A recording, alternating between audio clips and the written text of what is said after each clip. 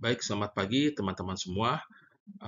Pada minggu ketiga ini, perkuliahan di Prinsip Desain dan Desain Fasilitas Pariwisata, kita akan membahas kelanjutan dari pertemuan pertama dan kedua. Artinya kaitannya ini masih dalam ranah lingkup bagaimana sebuah landscape dapat membentuk suatu ruang publik yang nantinya akan berpengaruh terhadap fasilitas-fasilitas pariwisata apa saja yang harus kita siapkan. Nah, ini kaitannya masih satu mata rantai dengan perencanaan tentang tujuan landscape, kenapa harus ada landscape, dan lain sebagainya. Oke, di week ketiga ini kita akan membahas kaitannya terhadap ruang terbuka hijau di perkotaan. Teman-teman tahu bahwa landscape tidak bisa terlepas namanya dengan sebuah bidang luas yang kaitannya terhadap ruang terbuka hijau untuk aktivitas masyarakat, untuk aktivitas pertanian, untuk aktivitas wisata, dan lain sebagainya. Nah, ruang terbuka dalam hal ini adalah ruang terbuka perkotaan adalah bagaimana sebuah ruang di dalam sebuah perkotaan itu menjadi salah satu fasilitas yang dapat mempengaruhi juga kegiatan dan aktivitas masyarakat, terutama di dalam kepenatannya atau kesibukannya di dalam ruang perkotaan. Apa-apa saja yang harus diperhatikan dan jenis-jenis apa saja dalam sebuah ruang terbuka hijau di dalam sebuah perkotaan. Pada prinsipnya ruang terbuka hijau perkotaan itu memiliki beberapa lingkup luas ya, bukan hanya sebagai pengisi hijau tumbuh-tumbuhan yang kita tahu ya, misalkan satu kawasan diisi jalan yang panjang ya, jalan panjang atau suatu alun-alun yang besar hanya ditaruh pohon-pohon hijau tanpa terencana dengan baik ya. Kalau kita ingat sejarah landscape itu yang kita kenal sebagai ahli taman atau rural embellisher ya. Nah, bedanya setelah profesi desain landscape itu muncul, maka penataan sebuah ruang terbuka hijau itu jauh lebih baik ya, tidak hanya sekedar mengisi area hijaunya saja ya, tapi juga ruang tersebut juga harus memberikan manfaat ya, ruang terbuka bagi masyarakat. Kita tahu beberapa kasus yang ada di belakangan ini, yang kasus paling terakhir itu adalah teman-teman mungkin lihatnya bagaimana Masjid Al Jabar ya. Nah, baru-baru ini mungkin baru kemarin ya kita lihat bagaimana viral. Masjid itu sebenarnya tidak hanya berfungsi sebagai masjid saja, tapi dia juga menyediakan sebuah ruang terbuka publik yang memang menjadi bagian dari masjid tersebut. Tapi sayangnya tadi ketidaksiapan fasilitas ya, ketika pengunjungnya loadnya tinggi ya, malah yang terjadi adalah sampah dan kotor di mana-mana. Yang dampaknya malah akhirnya ditutup ya sekarang Masjid Al Jabar tersebut. Nah, itu adalah artinya eh, kita membuat sebuah ruang terbuka perkotaan itu juga harus ada manfaatnya bagi masyarakat dan juga bagaimana nanti kita memanage ya fasilitas-fasilitas yang harus kita sediakan seperti apa. Nah, ruang terbuka hijau perkotaan tersebut dapat diklasifikasi dalam tata letak dan fungsinya ya. Kita ambil contoh sekarang ada yang kita sebut sebagai ruang terbuka kawasan pantai. Ya, teman-teman sudah tidak asing ya, beberapa karena negara kita adalah negara yang mayoritas adalah kepulauan ya, dan juga beberapa pusat perkotaan kita ya berada di pesisir pantai. Ya, contoh Jakarta pun seperti itu ya, pesisir pantai. Makassar ya, dan ada beberapa kota-kota lainnya. Nah, sekarang sudah mulai berkembang bagaimana ruang-ruang yang ada di pesisir pantai dibuatnya sebuah ruang terbuka publik ya, entah menjadi sebuah plaza ya seperti di pantai Losari yang awalnya pantai Losari itu yang seingat saya tahun-tahun awal 2000-an sampai 2005 itu masih jalan sepanjang pesisir pantai itu dia hanya jalan raya saja ya, orang hanya duduk di pinggir-pinggir pembatas jalan. Tapi seiring berjalannya waktu, sekarang dibuatlah plaza yang menjadi ikon juga kawasan kota Makassar tersebut. dan juga menjadi fasilitas ruang publik untuk bermacam-macam kegiatan di masyarakat ya. Nah, ini contoh ilustrasi pantai Wainitu ya. Awalnya juga pantai ini biasa saja karena berdekatan langsung dengan pelabuhan, tapi ketika dibuat ruang publik, aktivitas masyarakat sudah berbeda ya. Awalnya mereka mungkin di pusat keramaian kotanya, tapi sekarang sudah bergeser dan berbagi rata ya. Ada yang juga mulai di pantai, ada juga di pusat kota tersebut. Padang ya. Di Padang juga sama karena ini kotanya sangat dekat dengan Samudra Hindia ya. Nah, ini juga sekarang mulai ditata pesisirnya, ruang publiknya. Nah, hanya bedanya di Padang ini karena dia cukup panjang ya garis pantainya dari sepanjang kota Padang itu, maka sepanjang garis pantai tersebutlah kalau teman-teman lihat di Padang sekarang ini ya sudah mulai aktivitas kegiatan masyarakat itu mengarah ke pantai, fasilitasnya juga diperbaiki ya. Nah, kita nanti bicara di standar-standar fasilitasnya seperti apa.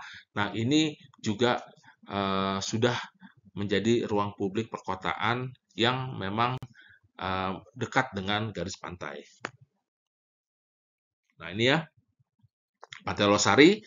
Nah, teman-teman bisa lihat di sini bagaimana sudah dibuat ruang terbuka publik ya seperti ini, tapi permasalahan di sana sama satu, yaitu penataan pedagang kaki limanya yang memang tidak bisa tertata dengan rapi. Ya walaupun secara zonasi kalau kita lihat ya, mereka sudah menjoningkan itu ke arah mendekati jalan. Tapi tetap aja menurut saya pribadi ya, dengan kondisi seperti ini malah terlihat malah kumuh ya. Awalnya memang Pantai Losari ini menjadi semacam ikon atau landmarknya Kota Makassar ya, karena di sana kalau kita bicara salah satu tujuan landscape ada kita dapat melihat sunset di Pantai Losari. Jadi orang banyak yang datang ke sana untuk melihat sunset di Pantai Losari. Nah, teman-teman bisa lihat di sini bagaimana penataannya yang awalnya mungkin bagus ya, tapi ketika sudah PKL masuk ya, walaupun ditata, tapi tadi kita bicara fasilitas di sini sangat minim sekali ya. Fasilitas toiletnya juga lambat laun, mulai sedikit kurang terawat ya, dan juga beberapa material-material hard materialnya di kawasan plaza ini juga sudah mulai sedikit rusak ya. Nah, ini bagaimana dengan adanya ruang publik perkotaan seperti ini, masyarakat dapat melakukan berbagai macam aktivitas ya, karena memang berada di jantung kota itu sendiri. Terus yang kedua kita ada mengenal namanya dataran banjir sungai ya. Kenapa disebut dataran banjir sungai? Karena dataran banjir sungai itu juga termasuk di dalam ruang kategori ruang hijau perkotaan ya. Nanti sebenarnya kita akan belajar ya, ada yang disebut garis sepadan sungai. Garis sepadan sungai itu artinya ada garis yang memang tidak boleh dihuni, baik itu untuk aktivitas hunian, komersil dan lain-lainnya. Ya, mungkin teman-teman tahu bagaimana kasusnya Kali Ciliwung ya, banjir ya karena memang mereka tidak ada namanya garis sepadan sungai ya, garis batas sungainya. Nah, sungai idealnya ada namanya ruang terbuka publiknya juga di situ, ruang hijau perkotaan. Nah, ini contoh di Bali ya, bagaimana Taman Kumbasari ya. Teman-teman bisa lihat di sini. Taman tersebut sisi kiri dan kanannya itu ditata rapi ya. Nah, ini juga menarik ya, menjadi ruang kota juga untuk kegiatan masyarakat ya. Yang awalnya memang kumuh ya dan tidak terawat, tapi ketika sudah dibentuk seperti ini, kan mau tidak mau menjadi tarik wisata juga ya, wisata buatan di sini. Tapi tentunya kita juga harus mempertimbangkan aspek-aspek keamanannya. Kalau memang ini boleh atau dijadikan sebagai objek wisata, artinya secara keamanan pembatas bantaran sungainya terhadap terasnya seperti apa, jangan sampai nanti ada pengunjung yang sampai kecebur dan lain-lain, itu yang harus kita antisipasi dari sisi fasilitasnya. Sungai Kemuning ya, bantaran Sungai Kemuning juga salah satu contohnya. Nah, bagaimana untuk menghindari pembangunan atau enggak kegiatan-kegiatan hunian ya yang mendekati ke area sungai, maka bantaran sungai itu dibuatlah ruang terbuka perkotaan seperti ini ya. Jadi mereka bisa jogging track di pinggir sungai, mereka bisa berwisata. Nah, ini adalah bagaimana tujuan-tujuan dari sebuah ruang. Artinya dengan kebiasaan seperti ini kan masyarakat di daerah tersebut juga memiliki opsi lain ketika mereka harus setidaknya refreshing lah, tidak hanya apalagi di beberapa daerah mungkin seperti pusat perbelanjaannya terbatas ya, terus pusat keramaian juga terbatas. Nah, salah satu hiburan mereka adalah bagaimana memanfaatkan bantaran-bantaran sungai yang ada di beberapa kota, yang terutama kota-kota yang memang dilintasi sungai seperti ini, ya digunakan atau didesain ruang perkotaan untuk kegiatan masyarakat. Terus ada juga yang kita kenal namanya ruang terbuka pengaman jalan bebas ya. Teman-teman bisa lihat di sini ya. Artinya eh, ini jalan di Kemayoran ya, Jalan Benyamin Sueb. Teman-teman bisa lihat sisi kiri dan kanannya itu kenapa dibuat ada ruang atau space seperti taman. Kalau kita bicara fungsinya landscape ya, masih ingat kemarin selain sebagai buffer dari suara, debu dan juga untuk mempercantik kota itu sendiri. Nah, selain itu juga ternyata ruang terbuka itu juga digunakan sebagai ruang terbuka pengamanan jalan bebas. Ya, artinya kalau sampai terjadi apa-apa, dia tidak langsung eh, bertabrakan dengan bangunan yang ada di dekatnya. Ya, artinya ini juga disebut sebagai ruang terbuka. Ya, nah ini di Singapura. Ya, ini jalan EPC ya, yang jalan menuju ke Changi. Ini sangat jelas sekali Singapura. Teman-teman bisa lihat di sini ya, bagaimana eh, dari jalan raya ini dia ada ruang kota ya, atau ruang hijau kota di sini. Lalu baru di sini adalah area pedestriannya. Sangat aman sekali ya teman-teman jalan di sana. Jadi dikasih jeda ya. Kita bahas minggu kemarin bagaimana alun-alun Kota Malang ya, yang saya sampaikan bagaimana pedestrian itu sangat dekat dengan jalan raya. Seperti juga kasusnya di Kebun Raya Bogor. Itu sangat berbahaya. Jadi idealnya memang seperti ini, ada ruang terbuka juga ya untuk penataan landscape ya dan lain-lainnya, dan juga sebagai pengaman kalau misal ada kecelakaan mobil, dia masih tercover atau terlindungi oleh area yang ada di area hijau sendiri. Ya tidak langsung mengenai ya. Nah, itu yang tujuannya kenapa dibuat bantaran ruang terbuka yang cukup besar di sini. Terus lanjut kita ada yang sebut istilah ruang terbuka pengamanan kawasan bahaya kecelakaan di ujung landasan. Teman-teman pernah lihat ya namanya ketika kita take off bandara ya, di ujung itu ada namanya kita kenal batasan bandara. Nah, itu juga masuk dalam kategori ruang terbuka pengamanan yang fungsinya sebagai pengamanan. Kebayang kalau runway itu pendek ya, terus di ujungnya langsung misalkan perumahan ya, ataupun ada bangunan atau ada tebing itu juga tidak diperbolehkan ya. Tapi ketika eh, ada spare untuk pengamanan atau kita sebut adalah istilah itu RESA ya. RESA itu singkatan dari runway and safe area ya. Jadi ketika kalau gagal take off ya pesawat tersebut, maka runway akan eh, apa menjadi area amannya ya untuk berhenti dari kecepatan pesawat tersebut. Nah, itu juga termasuk ke dalam ruang terbuka ya yang fungsinya sebagai pengamanan. Nah, ini yang saya sebut tadi adalah resa ya. Biasanya sebuah runway itu ada ujungnya seperti ini ya, detailnya seperti ini. Ada besi lampu dan juga ada bisa pasir dan lainnya itu ada disebut dengan resa atau kita tadi saya sebut runway and safe area, artinya area akhir runway yang aman ya. Kalau memang terjadi gagal take off, itu juga termasuk kategori sebagai ruang terbuka yang fungsinya sebagai pengaman. Nah, ruang terbuka hijau perkotaan ya juga dibagi beberapa pembagian jenisnya. Dari Dinas Tata Kota, ruang terbuka hijau itu membagi salah satunya ada disebut ruang terbuka makro ya. Ruang terbuka makro ini artinya ruang memang yang cukup besar, biasanya itu fungsinya sebagai pertanian, perikanan, hutan lindung ya, hutan kota dan juga tadi resa ya. Itu termasuk dalam kategori namanya ruang terbuka makro ya. Ruang terbuka makro yang bisa dilihat oleh siapapun ya. Seperti kemarin contohnya bagaimana bunga tulip ya. Nah, ya, kalau di Amsterdam kan kapan ada festival tertentu yang bunga tulipnya besar, nah itu juga termasuk sebagai kategori eh, ruang terbuka makro ya. Terus ada ruang kedua itu ada ruang terbuka medium ya. Di sini ruang terbuka medium itu lebih sifatnya itu lebih ke eh, apa semi private ya.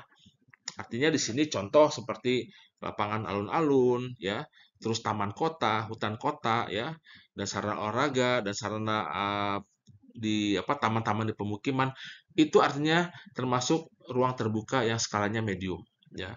Siapapun bisa, tapi kita ketika berada di dalam ruang terbuka tersebut tidak lost orientation ya atau lost orientasi. Karena kita masih bisa mengukur sejauh mana luas, panjang dan lebarnya. Beda kalau kita berada di tengah-tengah persawahan ya. Ujungnya mana ya? Kita kan juga bingung ya. Kita merasa di situ lost orientation ya. Tapi ketika di ruang terbuka medium ini masih terasa namanya ruang terbuka, ruang terbukanya. Lalu ada ruang terbuka mikro. Nah, ini lebih kecil lagi spesifik ya. Biasanya kategorinya playground, community park ya, lapangan olahraga itu sudah eh, jenis keintiman ruangnya itu lebih terasa lagi karena batasan-batasannya itu lebih jelas lagi, lebih terasa lagi batasan jelasnya. Beda dengan tadi yang medium dan makro ya. Di sini keintiman ruang sudah lebih terbentuk ketimbang ke dua jenis ruang terbuka sebelumnya. Nah, sistem ruang terbuka eh, hijau kota ya, ini banyak menentukan tatanan ruang kota yang untuk tujuan ya. Salah satu tujuannya itu kita pernah bahas bagaimana satu kota tidak ada ruang terbuka publiknya. Kebayang ya, ruang tersebut tidak sehat, kota tersebut tidak sehat ya. Nah, salah satu tujuannya adalah untuk kesehatan, kenyamanan ya, keamanan juga ya, dan juga peningkatan kualitas hidup serta pelestarian alam ya. Nanti barulah landscape masuk di situ. Ya mau dibuat apa untuk menarik. Zaman dulu ya namanya pusat-pusat ruang terbuka kota itu hanya dijadikan sebagai lapangan upacara ya. Tapi sekarang teman-teman lihat beberapa kota-kota di kabupaten, kota Madia berlomba-lomba menata ya namanya ruang terbuka kota itu menjadi wisata buatan yang menjadi daya tarik juga dari daerah tersebut. Nah, sistem ruang terbuka hijau kota ya, biasanya ruang terbuka itu untuk kaitan produksi ya, terdiri dari lahan kehutanan, pertanian, produksi mineral, sumber air, komersial dan rekreasi ya. Ini juga digunakan artinya jenisnya ya, jenis dari ruang terbuka untuk kegiatan-kegiatan yang eh, kaitan terhadap produksi ya, produksi dari sumber daya alamnya ya. Terus ruang terbuka juga untuk preservasi sumber daya alam dan manusia ya. Misalkan rawa dan habitat tertentu ya, terus misalkan mangrove ya. Itu juga bentuk geologi untuk menjaga preservasi sumber daya alam. Itu salah satunya ruang terbuka juga fungsinya. Terus ruang terbuka untuk kesehatan dan kesejahteraan umum ya, terdiri dari lahan yang melindungi kualitas air ya. Ya, kita tahu beberapa daerah ya, seperti di daerah timur Indonesia, banyak sekali kekurangan namanya air-air yang bersih ya. Makanya dengan adanya ruang terbuka, adanya pelestarian dan lain-lainnya itu berharapannya adalah bagaimana kualitas alamnya, nanti ujung-ujungnya ada kualitas airnya dapat terjaga dengan baik ya, yang pastinya berguna untuk penghidupan mereka juga. Terus ruang terbuka untuk keamanan umum terdiri dari misalkan waduk, pencegah banjir, dan juga lapangan terbang ya. Karena itu juga termasuk dalam kategori ruang terbuka juga. Terus ruang terbuka sebagai koridor kabel tegangan tinggi. Nah, teman-teman bisa ngeliat kan ya, bagaimana penelat sutet ya. Nah, sutet itu di bawahnya jarak 20 meter ke kiri dan ke kanan itu tidak boleh digunakan ya untuk bangunan. Itu juga termasuk sebagai ruang terbuka ya untuk kawasan tersebut ya. Nah, sistem ruang terbuka hijau kota terhadap kehidupan kota apa ya? Kita teman-teman tahu ya, kota adalah suatu kesatuan antara lingkungan fisik kota dan warga kota. Saya sudah pernah membahas siapa yang menggunakan kota. Manusia, ingat ya. Yang menggunakan kota adalah manusia, bukan kendaraan. Ya, jadi kita harus memberikan fasilitas yang nyaman untuk pengguna kota. Kita lihat sekarang pedestrian di kota-kota besar sangat luas sekarang, diperlebar karena memang tujuannya adalah bagaimana menyamankan manusia yang menggunakan kota tersebut. Kita lihat ada yang dikasih tempat duduk, ya, dikasih gazebo peneduh ketika hujan, lampu jalan juga bagus ya ketika malam. Nah, terus ada beberapa fasilitas, ada parkir sepeda dan lain-lainnya. Itu juga menjadi interaksi antara fisik kota dan warga kota. Artinya eh, perubahan positif akan memberikan manfaat bagi kehidupan warga kota. Nah, sistem ruang terbuka hijau kota terhadap lingkungan kota ini juga berperan meningkatkan kualitas atmosfer kota ya, atmosfer kota maksudnya di sini penyegaran udara, menurunkan suhu kota dan menurunkan kadar polusi udara. Kalau teman-teman pernah mendengar isu bahwa Singapura itu di 2015-an ya, 15 ke bawah ya, sampai sekarang mereka itu sempat memiliki visi dan misi yaitu ingin menurunkan suhu kotanya. Karena teman-teman tahu Singapura adalah tropis ya, sama dengan Indonesia. Nah, makanya mereka membuat konsep kota di dalam hutan. Teman-teman bisa lihat bagaimana penghijauannya Singapura itu sungguh luar biasa. Karena mereka tujuannya adalah untuk menurunkan suhu kotanya. Nah, dengan tujuan seperti itu makanya mereka menata betul ya sistem tanamannya, jenis tanamannya, fungsi-fungsi tanamannya, tata landscape-nya untuk bagaimana kota tersebut menjadi nyaman yang tujuannya adalah menurunkan suhu kota tersebut.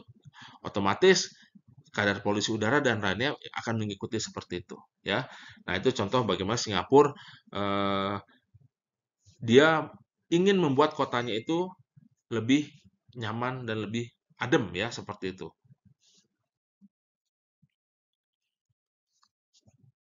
Nah, terhadap kelestarian lingkungan bagaimana?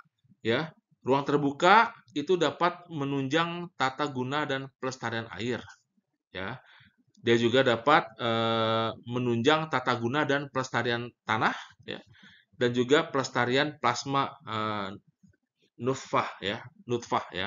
Nah, ini adalah kaitannya terhadap sumber alam yang ada di dalam ruang terbuka tersebut ya.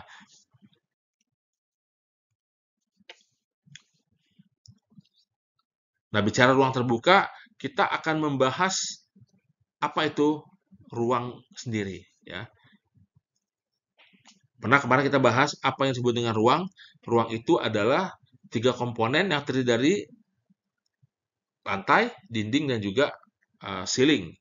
Artinya itu adalah wadah ruang yang secara nyata ya. Tapi ada juga beberapa ruang yang kita sebut sebagai ruang yang tidak nyata ya. Nah, tadi kita bahas ruang kota itu sebenarnya secara skala besar. Nah, kita sudah mengerucut sekarang masuk ke apa itu sebenarnya ruang ya. Ruang sendiri adalah wadah yang tidak nyata tetapi dapat dirasakan keberadaannya oleh manusia ya. Kamu masuk ke tengah-tengah alun-alun aja.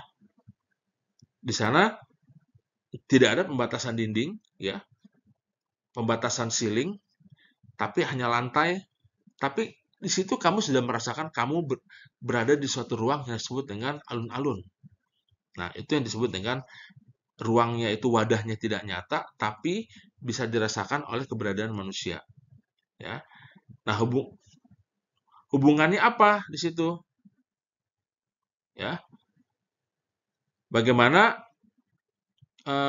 bisa kita lihat di sini bahwa hubungan dimensional ya menyangkut dimensi-dimensi yang berhubungan dengan tubuh, pergerakan, kegiatan manusia. Ya, ini kita bisa lihat hubungan psikologis dan emosional, hubungan yang menentukan ukuran-ukuran. Kita bisa lihat kalau kita jalan di gang sempit, di kiri kanannya bangunan tinggi, itu akan terjadi perasaan atau sense ruangnya yang berbeda ketimbang kita jalan di tengah-tengah jalan raya yang besar, ya, bangunannya kiri kanan tidak terlalu tinggi, itu akan berbeda sekali secara psikologisnya, ya. Nah, teman-teman bisa lihat di sini pembatasan ruang, ada yang disebut dengan lantai, ya, seperti ini. Ada juga dinding, dinding juga nanti dibagi, ada dinding masif, transparan dan semu, dan ada penutup atap ya, yang sifatnya itu masif dan juga transparan.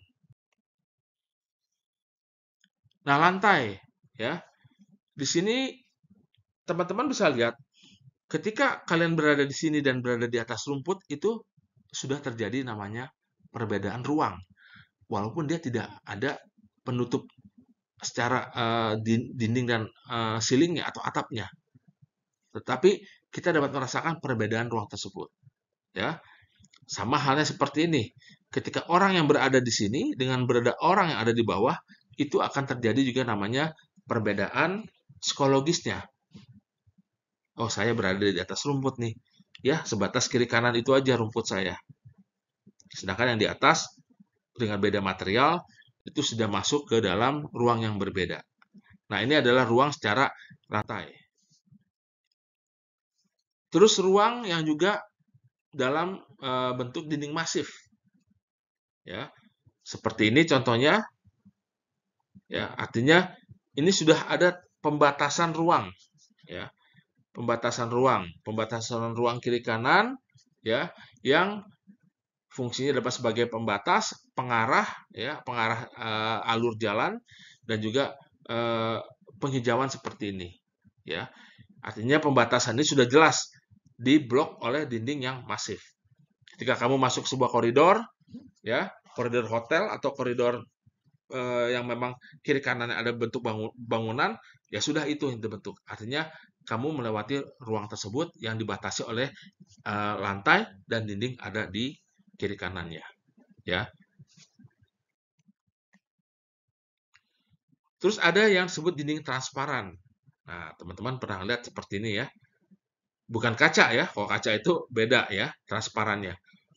Artinya di sini ya, dia membentuk sebuah dinding ya, tapi orang masih melihat aktivitas yang ada di dalamnya. Ataupun orang yang di dalam dapat melihat aktivitas ada di luar. Biasanya dinding ini lebih eh, tujuannya adalah ke estetikanya.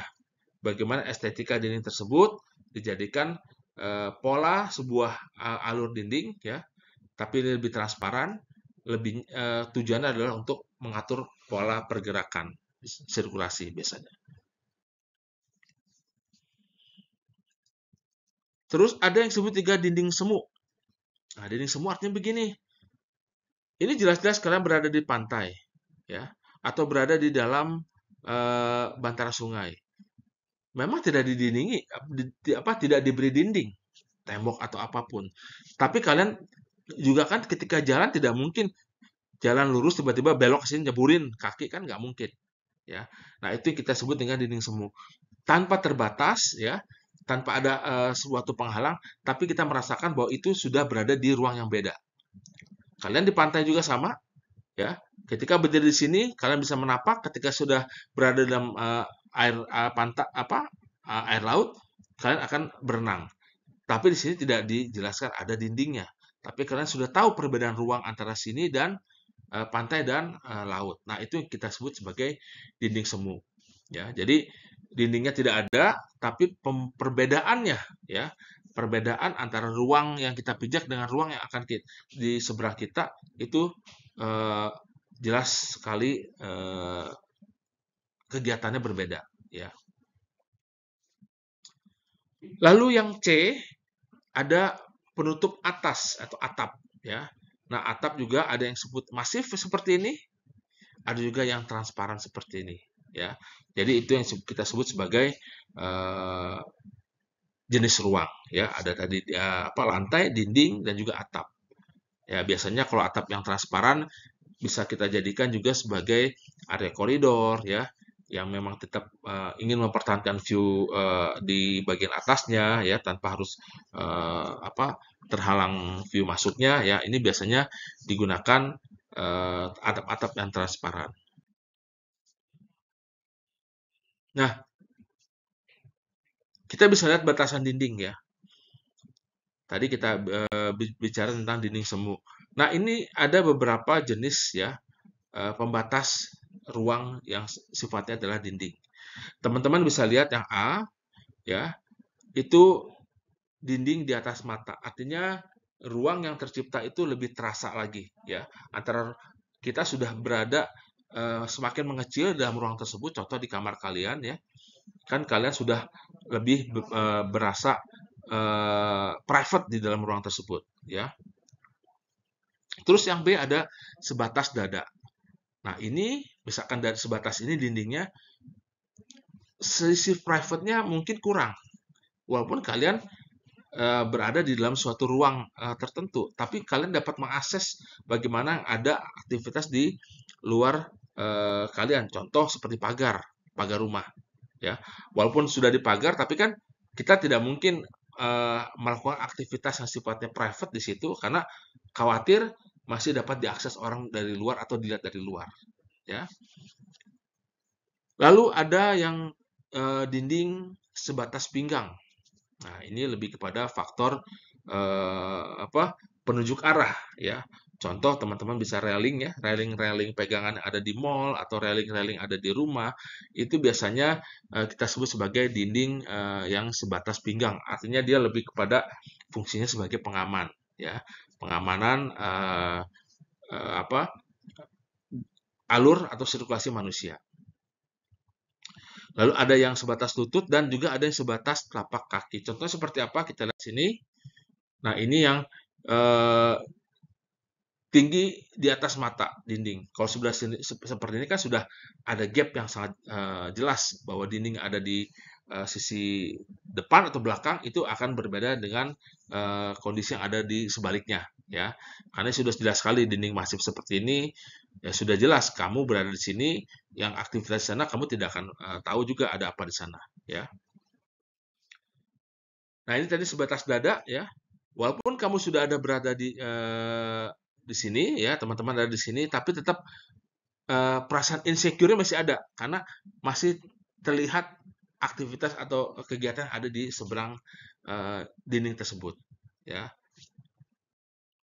Sedangkan untuk yang pinggang tadi seperti ini bisa digunakan sebagai pengaman, juga di dalam landscape itu bisa digunakan sebagai tempat duduk ya. Ada gambar detail yang waktu itu di awal-awal saya sampaikan ya, saya perlihatkan. Nah, bahwa yang alur seperti ini itu juga digunakan sebagai pembatas dan juga digunakan sebagai untuk tempat duduk dan lain-lainnya. Nah, ini yang sebatas lutut ya di bawah ya. Nah, ini lebih dindingnya itu sudah semakin tidak terasa lagi ya. Tapi biasanya lebih pada pengarah jalur sirkulasi ini untuk cocok sekali ya polanya dinding yang jenis ini. Lalu ada yang sebatas telapak kaki ya. Nah, ini sebenarnya kalau teman-teman lihat seperti ini ya, ini secara tidak langsung ini sudah ada bentuk dinding ya, suatu dinding ruang yang memang sebenarnya sangat kecil ya karena contohnya beginilah, Ketika ada jalan seperti ini, kan teman-teman pasti akan mengikuti alur ini. Terbentuk di dalam suatu pola ruang. Kecuali memang bandel ya, lewat sini, keluar sini ya, nanti ke sini lagi. Nah, itu sudah masuknya ke perilaku ya. Kita tidak bisa lagi kita kan sudah mengarahkan bentukan orangnya atau kebentukan kegiatannya seperti ini. Tapi ya ternyata kalau ada nyeleneh itu lain lagi ceritanya kasusnya ya. Seperti itu. Nah, ruang terbuka sendiri ya. Ruang terbuka sendiri itu dibagi dua ya. Menurut sifat ruang umumnya. Ada yang kita sebut dengan ruang tertutup umum ya. Ini adalah ruang yang memang terdapat di dalam bangunan ya. Dan ada yang disebut dengan ruang terbuka umum. Artinya umumnya memang terdapat di luar bangunan ya. Contoh di gambar ini. Kalau yang gambar sebelah kanan ini ya, ini sudah jelas sekali ya. Ini berada di dalam luar bangunan. Siapapun bisa masuk sini. Tapi ketika ini ruang terbuka dalam bangunan, at least kamu harus masuk dulu ya untuk tahu ya. Dan terkadang sifatnya itu lebih ke semi private. Gak mungkin tengah-tengah malam kamu mau ke sini, pasti kan tutup atau apa ya. Nah, itu yang disebut dengan dua sifat ruang umum ya. Ada yang tertutup dan terbuka. Mall contohnya. Mall lebih ke kategorinya adalah ruang tertutup yang sifatnya adalah semi private atau ruang terbuka yang tertutup. Kalian tidak akan pernah tahu di tengah mall ini ada ruang terbuka atau plaza seperti ini kalau belum masuk ke dalamnya. Nggak bisa kita lihat dari luar saja. Ya. Nah, berbeda misalkan taman terbuka seperti ini. Teman-teman bisa masuk dari mana saja ya. Dan dia tidak ada tutupnya ya, dalam tanda kutip tutup artinya malam pun dia bisa dilihat kapanpun ya, tidak harus menunggu jam buka ya. Artinya ini adalah ruang yang sifatnya adalah ruang umum yang terbuka ya. Nah, ruang terbuka umum dan khusus ya. Nah, umum misalkan contoh jalan raya juga termasuk sebagai ruang terbuka umum ya. Pedestrian ya, taman, plaza, lapangan olahraga itu adalah sebagai ruang terbuka umum. Sedangkan ruang terbuka yang khusus, contoh lapangan upacara, ya kan kalian nggak bisa ujuk-ujuk bawa makanan piknik ke situ aja, ya. Kalian datang misalkan ke Akpol Semarang, ya, ada lapangan terbuka upacara besar, ngapain Pak sana atau ngapain Mas mau piknik? Nah, nggak bisa juga di situ, ya. Artinya memang ruang terbukanya yang sifatnya adalah khusus. Lapangan udara juga sama, ya. Dan eh, terakhir adalah rumah tinggal, ya. Jadi rumah tinggal juga kategorinya adalah sebagai ruang terbuka khusus. Misalkan kalian punya taman di belakang, kan nggak sekonyong-konyong kalian orang lewat di depan, mau lihat taman silakan masuk. Pastinya lebih ke arah private seperti itu, ya. Nggak mungkin juga rumah kalian masih mau dimasukin orang sembarangan, ya. Tadi saya jelaskan ruang terbuka umum, ya, dan khusus. Contoh adalah jalan, ya, jalan raya. Ini ruang terbuka juga, siapapun boleh, ya. Terus pedestrian. Sekarang tadi saya sampaikan pedestrian sudah besar-besar sekarang. Nah, teman-teman bisa lihat sini bagaimana pengelola apa manajemen materialnya, ya. Jadi nggak mereka memilih material yang betul-betul disesuaikan, ya. Taman dan plaza tadi, ya. Nah, ini teman-teman bisa lihat coba. Ini yang kita tadi bahas sebelumnya. Ini tercipta ruang juga, dinding yang semata kaki, ya. Nah, seperti ini. Ya, pasti teman-teman akan jalan seperti ini. Yang ini juga ada, kecuali yang konyol banget, dia mau melintas melalui sini, ya. Nah, itu yang beda kasus ya. Artinya ini adalah eh, ruang ya yang memang terbuka secara umum ya. Ada taman dan plaza. Lapangan olahraga juga termasuk ya. Nah, siapapun boleh masuk ke dalam lapangan olahraga ya. Nah, ini silakan saja di sini masuk beraktivitas dan lain-lainnya. Sedangkan lapangan yang khusus ya, nah tadi lapangan upacara, ya, ini tidak boleh, kan nggak mungkin juga di Istana Negara ada lapangan upacara, kalian mau misalkan mau ngedance, ngevlog di sana ya, joget-joget TikTok karena dianggap ruang terbuka. Ya, memang ruang terbuka tapi dia kategorinya adalah khusus. Lapangan terbang juga ya. Tapi pengalaman unik saya, lapangan terbang yang ada di Manokwari dulu ya. Ketika pesawat nggak ada, ya itu dijadikan area anak-anak bermain bola di sana. Ya, ketika pesawat masuk, baru ada sirine, mereka pergi semua, ya. Nah, barulah ada pesawat landing. Ya, jadi itu juga termasuk sebagai ruang terbuka khusus ya. Nah, ini taman tadi ya, ruang terbuka khusus ya. Kalau punya taman seindah ini kan nggak mungkin juga orang sembarangan masuk atau orang nggak jelas masuk ke dalamnya. Ya. Bendungan, ya, pertanian, peternakan itu juga termasuk dalam ruang terbuka yang sifatnya khusus ya. Jadi nggak mungkin juga peternakan tiba-tiba kalian ada aktivitas mau tadi berkemah atau piknik kan nggak mungkin juga ya. Artinya terus tiba-tiba upacara bendera di sini ya kan nggak juga seperti itu. Ya ini lebih kepada ruang yang sifatnya memang adalah ruang umum yang khusus seperti itu. Nah, ruang terbuka juga digunakan sebagai perlindungan ya. Biasanya untuk Taman Nasional, Cagar Budaya, Suaka Marga Satwa itu juga masuk dalam kategori ruang terbuka ya. Jadi Ujung Kulon itu Taman Nasional ya itu juga termasuk sebagai ruang terbuka yang makro ya. Terus Prambanan, terus pesisir pantai juga termasuk dalam kategori ruangan terbuka ya. Yang fungsinya sebagai perlindungan di sini. Sedangkan ruang terbuka untuk kesehatan, kesejahteraan dan kenyamanan. Contoh, pengelolaan air ya. Biasa pengelolaan air kan besar-besar tempatnya itu ya. Itu juga dijadikan sebagai objek wisata malah di beberapa kota ya. Terus ada juga ruang terbuka untuk pengelolaan limbah ya. Daerah rekreasi itu juga digunakan sebagai untuk kenyamanan.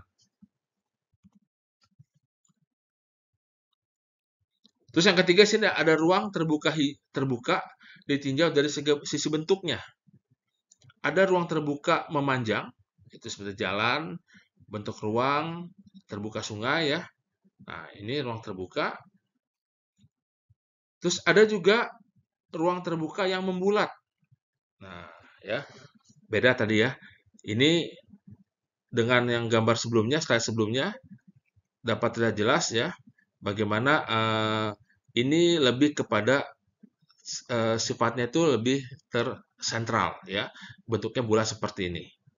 Biasanya ada batasan ya untuk lapangan dan juga area rekreasi.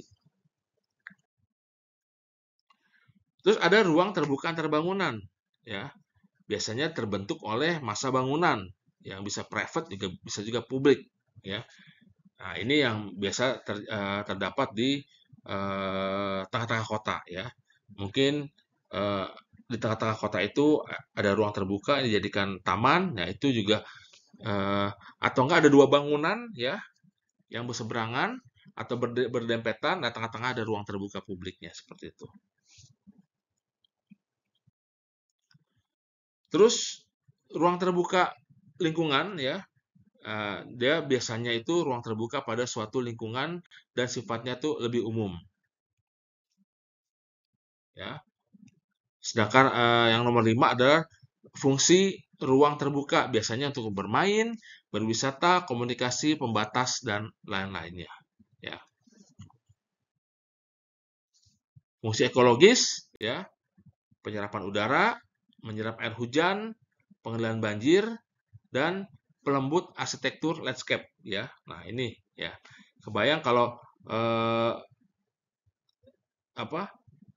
tanah ini ya ketika gersang ya, airnya kurang, kalau tidak ada pengolahan atau penataan landscape yang bagus, ya semakin hancur seperti itu. Ya. Ini juga jalan raya. Ini kalau tidak dibuat tata landscape seperti ini kan jadi kurang menarik juga ya seperti itu.